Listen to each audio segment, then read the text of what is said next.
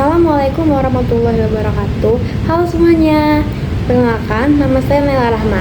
Saya adalah mahasiswa dari Universitas Sriwijaya pada Fakultas Ilmu Komputer dengan program studi Manajemen Informatika. Nah, sebelumnya video ini dibuat untuk memenuhi tugas ujian tengah semester pada mata kuliah Algoritma Pemrograman, di mana dosen meminta kepada mahasiswa untuk membuat video penjelasan sebagai bentuk pemahaman materi bersama dosen pengampunya yaitu Bapak Dr. Abdiansyah, Eskom MCS. Nah, di video kali ini aku bakal ngebahas materi seru tentang algoritma pemrograman. Kita bakal bahas hal-hal mendasar dari dunia komputer, dimulai dari apa sih algoritma itu, kenapa sih algoritma itu penting, dan gimana sih perannya di kehidupan sehari-hari. Mulai dari aplikasi, game, sampai rekomendasi di video YouTube kamu, semuanya bisa jalan karena algoritma. Tapi sebenarnya algoritma itu apa sih? Yuk kita simak videonya. Nah, sebelum itu aku bakal kasih satu contoh. Bayangin jika kita mau bikin teh. Sebenarnya bikin teh tuh gampang banget kan, tapi kalau misalkan dipikir-pikir, kalau kita mau bikin teh itu pasti ada urutannya kan. Dimulai dari rebus air, terus masukin tehnya ke cangkir atau gelas, lalu tuang air panas, bisa tambahkan gula jika kita suka, lalu aduk sampai rata dan jadi deh. Nah, langkah-langkah inilah yang disebut dengan algoritma.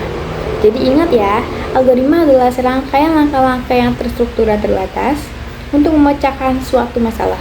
Terus, kalau di dunia komputer, algoritma itu ibarat resep masakan yang ngasih tahu komputer gimana sih cara nyelesain suatu tugas atau masalah. Nah, sekarang kita bakal bahas 5 ciri algoritma yang baik. Pertama, terstruktur. Jadi algoritma itu langkah-langkahnya harus jelas, logis, dan berurutan. Yang kedua, terbatas. Jadi algoritma itu harus berhenti setelah sejumlah langkah. Intinya tidak boleh muter-muter atau berulang. Intinya harus mempunyai akhir. Yang ketiga, memiliki input. Jadi algoritma ini dapat menerima data sebagai masukan atau input. Contohnya itu seperti angka, teks, atau data lainnya. Yang ketiga, memiliki output. Setelah proses selesai, algoritma itu harus menghasilkan suatu hasil atau output dan solusi.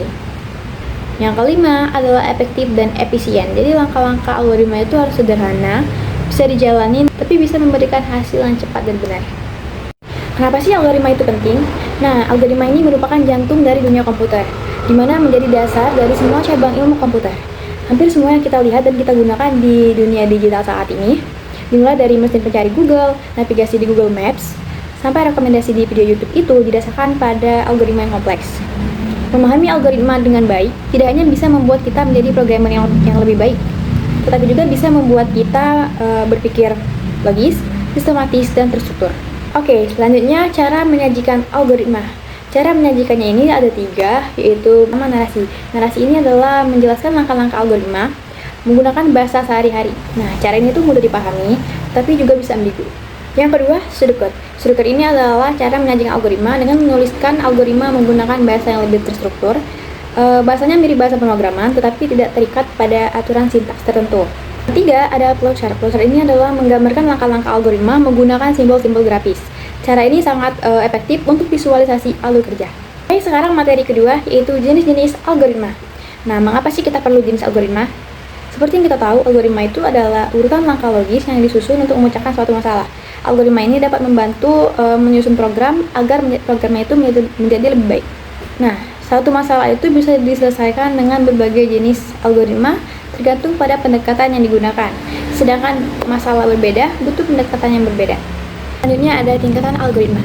Tingkatan algoritma ini dibagi menjadi 3. Yang pertama tingkat dasar, yang kedua tingkat menengah, dan yang ketiga tingkat tinggi. Tingkat dasar ini contohnya seperti sekuensial, percabangan, perulangan, rekursif, searching, and sorting. Yang kedua, tingkat menengah. Contohnya itu seperti divide and conquer, greedy, dynamic programming, backtracking, and brute force. Yang ketiga adalah tingkat tinggi. Contohnya itu seperti heuristik, meta-heuristik, dan paralel. Oke, jadi algoritma sekuensial tadi adalah algoritma yang menjalankan instruksi secara berurutan, satu persatu dari awal hingga akhir, tanpa percabangan atau perulangan. Yang kedua, algoritma percabangan. Algoritma percabangan atau selection ini adalah jenis algoritma yang memungkinkan program membuat keputusan dari suatu kondisi. Selanjutnya adalah jenis algoritma percabangan. Algoritma percabangan ini ada 4 macam. Yang pertama ada algoritma percabangan sederhana atau if. Nah, algoritma percabangan ini hanya mengeksekusi satu kode blok saja jika kondisinya terpenuhi. Kalau algoritma percabangan 2 atau if dan else adalah bentuk percabangan yang memiliki 2 jalur. Yang pertama jalur untuk kondisi benar, dan yang kedua adalah jalur untuk kondisi salah. Dan yang ketiga adalah algoritma percabangan majemuk.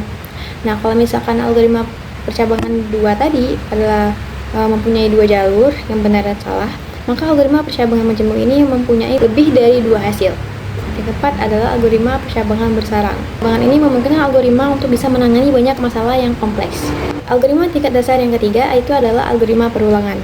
Algoritma perulangan atau looping ini adalah algoritma yang memungkinkan program untuk menjalankan satu atau lebih instruksi secara berulang hingga suatu kondisi terpenuhi. Ada 3 jenis perulangan. Yang pertama ada perulangan for, yang kedua ada perulangan while, yang ketiga perulangan do while. Selanjutnya kita akan masuk ke materi ketiga.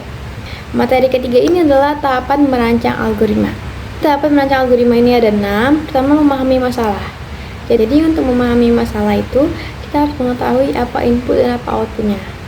Apa sih yang diketahui atau input, dan apa sih yang diminta atau output.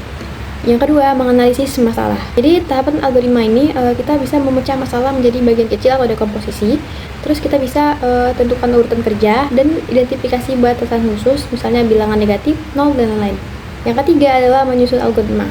Nah, tahapan ini adalah tahapan menuangkan hasil analisis tadi menjadi langkah-langkah yang jelas, terstruktur. Bisa berbentuk pseudocode dan flowchart. Keempat adalah mengimplementasikan algoritma. Setelah algoritma selesai dirancang, langkah selanjutnya adalah mengimplementasikannya ke dalam bentuk kode program. Kita bisa menggunakan bahasa pemrograman seperti C++, Python, Java, Golang, PHP, and Rust. Tahapan merancang algoritma yang kelima adalah menguji dan mengevaluasi algoritma. Tujuannya adalah untuk memastikan algoritma ini bekerja sesuai dengan harapan. Oke, kemudian tahapan merancang algoritma yang keenam yaitu mendokumentasikan algoritma. Nah, tujuannya itu agar algoritma ini bisa dipahami dan dapat digunakan kembali oleh orang lain.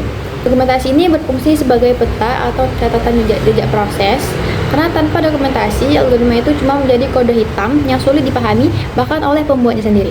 Oke, selanjutnya kita masuk ke materi keempat, yaitu struktur dasar pemrograman. Kalau misalkan tadi kita ngebahas tentang algoritma, sekarang kita bakal ngebahas tentang pemrograman. Jadi, apa sih pemrograman itu? Pemrograman atau programming adalah proses menulis instruksi agar komputer dapat melakukan tugas tertentu. Nah, jadi di sini terdapat 3 generasi pemrograman. Yang pertama ada machine language. Machine language ini susah dipahami oleh manusia karena hanya berfokus pada instruksi level hardware. Yang kedua ada assembly language. Assembly language ini masih dekat dengan mesin, tetapi lebih bersahabat dengan manusia. Jadi lumayan dipahami lah oleh manusia. Yang ketiga ada bahasa tingkat tinggi generasi awal. Dia menggunakan formula translation, common business oriented language, dan list programming. Nah, dari sinilah lahir percabangan paradigma, yaitu imperatif versus deklaratif. Jadi imperatif itu adalah bahasa seperti formula translation tadi dan common business oriented language tadi, yang ditulis menggunakan instruksi secara berurutan, mirip cara kerja mesin. Yang kedua ada deklaratif. Deklaratif ini bahasanya seperti list programming dan prolog, yang fokus pada apa saja yang ingin dicapai, bukan bagaimana caranya, dan lebih dekat dengan cara berpikir manusia. Yang ketiga ada modern. Modern ini adalah bahasa masa kini seperti Python dan JavaScript. Oke, kemudian ada evolusi pemrograman imperatif. Di sini terdapat 6 macam, yaitu ada procedural programming, itu pada tahun 1950 sampai 1970-an. Nah, program ini dibagi ke dalam prosedur atau fungsi yang fokus pada langkah-langkah berurutan untuk memudahkan pengelolaan kode. Yang kedua ada struktur programming, yang ketiga ada object oriented programming, yang keempat ada event driven programming, yang kelima ada concurrent and parallel programming atau tahun 2000 sampai sekarang, dan yang terakhir ada multi paradigma imperatif. Nah, selanjutnya ada pemrograman terstruktur. Pemrograman terstruktur adalah cara membuat program dengan memecahkan menjadi modul kecil dengan menggunakan pendekatan top down agar kode lebih jelas dan mudah diatur. Diciptakan untuk menghindari kode berantakan atau spaghetti code. Tujuan dari pemrograman terstruktur ini adalah meningkatkan keterbacaan kode, mengurangi kompleksitas program, memudahkan debugging, mendukung kerja tim dengan modul terpisah, dan modul bisa digunakan kembali atau reusability. Oke, sekarang adalah materi yang kelima atau alur kontrol dalam C++. Nah, sebelumnya apa sih alur kode itu? Alur kode adalah konsep fundamental dalam pemrograman yang berperan untuk mengendalikan urutan eksekusi instruksi dalam kode program. Nah, alur kontrol ini diperlukan untuk mengubah alur standar tersebut agar program mampu mengambil keputusan, melakukan perulangan atau iteration, dan melompat ke bagian kode tertentu atau jump. Oke, kemudian ada jenis alur kontrol. Yang pertama ada sequential. Sequential ini adalah eksekusinya berurutan dari atas sampai ke bawah, tanpa percabangan atau perulangan. Yang kedua ada selection atau percabangan. Selection ini merupakan bagian pengambilan keputusan. Bisa menggunakan if else if, dan switch. Yang ketiga ada jump. Jump ini merupakan lompatan alur program. Yang terakhir ada iteration atau perulangan. Ini adalah perulangan kode. Bisa menggunakan for, while, dan do while. Oke, mungkin itu saja penjelasan materi dari saya. Semoga kalian semua bisa memahaminya, dan sampai jumpa di video berikutnya. Dadah!